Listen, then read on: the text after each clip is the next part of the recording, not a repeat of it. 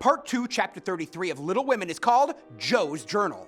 This chapter is a series of letters from Jo to Marmee and Beth. Her work with Mrs. Kirk is going well, and she makes the acquaintance of learned German professor Friedrich Bayer, who's almost 40, very poor, and gives lessons to children.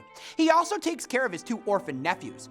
Professor Bayer is beloved by all the children in the house, whom he entertains. The adults appreciate his kindness and generosity.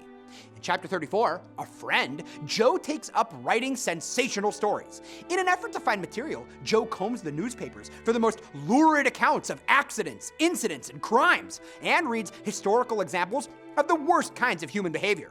She also ponders what makes Professor Bayer so likable, despite not being handsome, rich, nor famous. Bayer tells Jo that sensational tales are like whiskey, poison for the mind. She decides to burn everything she's working on. Jo leaves New York in June and invites Professor Bayer to come and meet her family and Lori, who will be graduating college. Professor Bayer immediately thinks Lori must be a love interest and declines the offer. Bayer is clearly in love with Jo, but believes he doesn't have a chance with her. In Chapter 35, Heartache, Lori ends up graduating with honors. He confesses his love to Jo, but she doesn't reciprocate his feelings.